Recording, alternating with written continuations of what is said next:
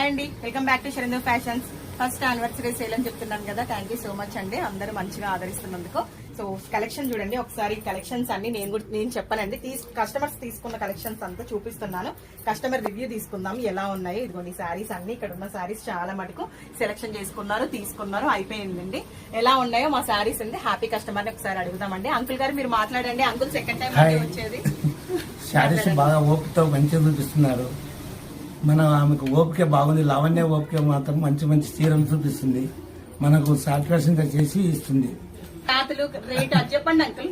Rate కూడా reasonable గా ఉంది. రేట్ కూడా క్లాత్ ఏంటంటే మంచి రీజనబుల్ ఇస్తున్నారు.